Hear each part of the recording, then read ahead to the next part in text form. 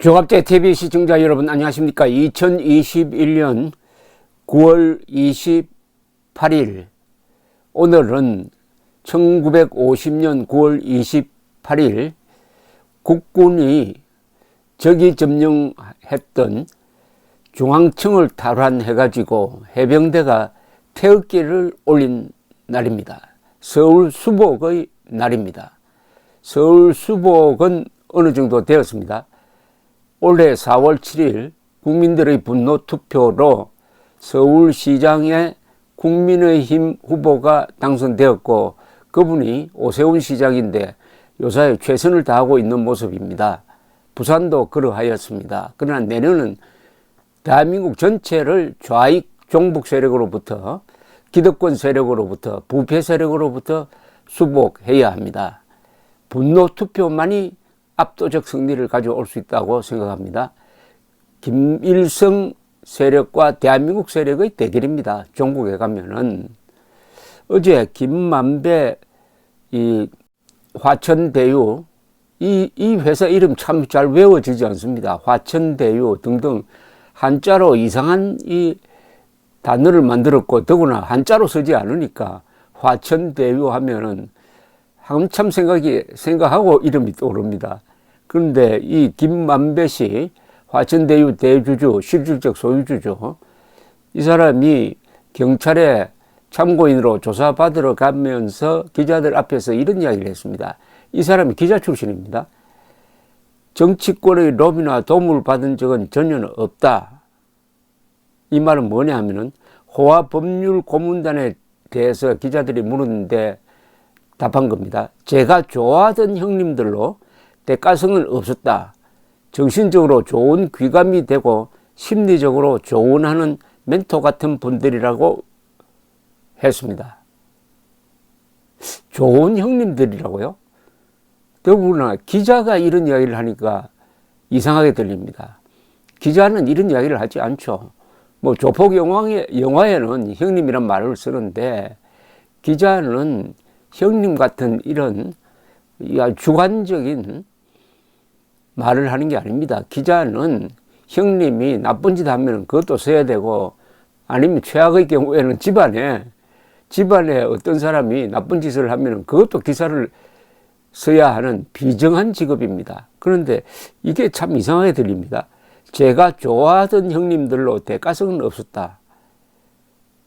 정신적으로 좋은 귀감이 되고 심리적으로 조언하는 멘토 같은 분들이라 모셨다. 여기 멘토라고 언급한 사람들이 권순일 전 대법관, 박영수 전 특검, 곽상도 의원 같은 분들인데 그런데 대가성이 없었다는 것은 말이 안 되죠. 대가성이 있었다고 이 화천대유의 대표가 증언을 했습니다.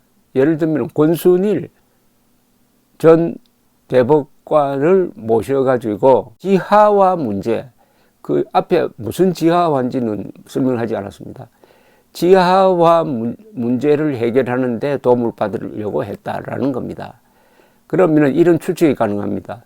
지하화를 하려면은 성남시나 경기도를 상대로 해야 되는데 이 권순일 대법관이 이재명을 정치적으로 구해내는데 결정적 역할을 했습니다.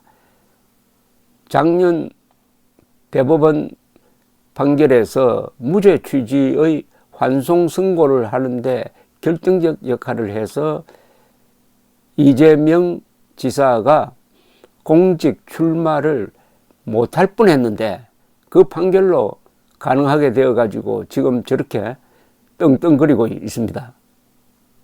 그렇다면 대가성이 없었다는 게 말이 됩니까?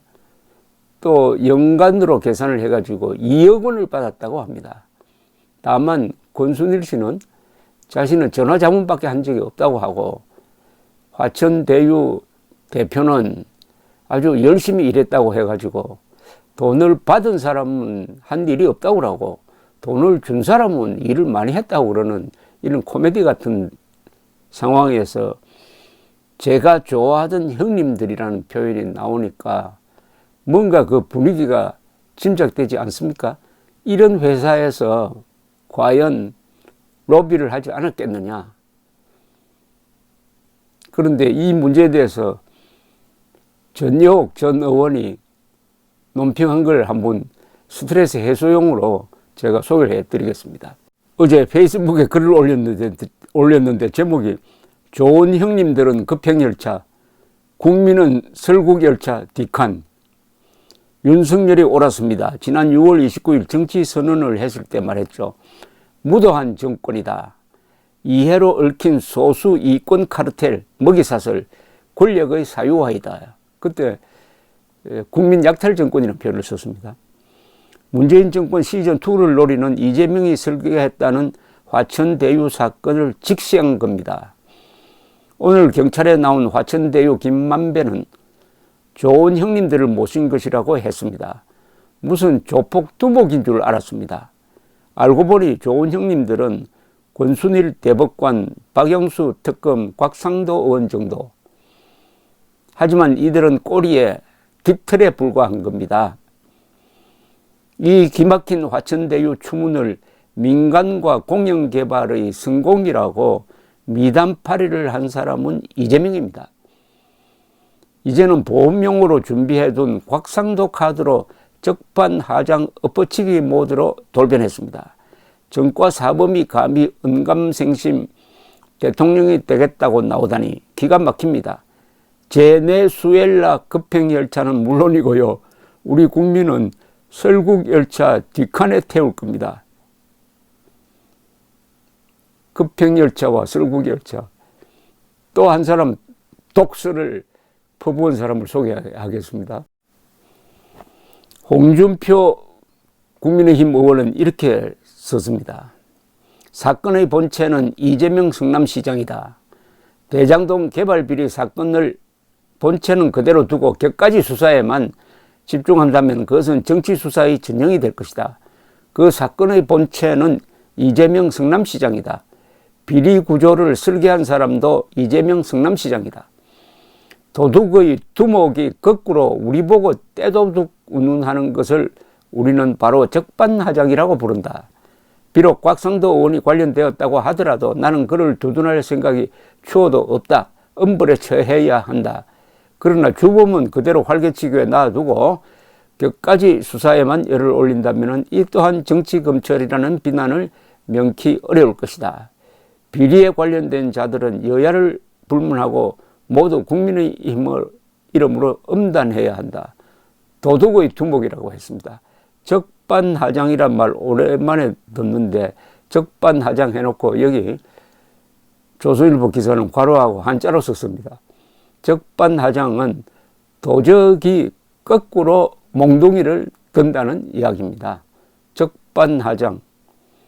좋은 형님들. 오늘의 어록이었습니다. 감사합니다.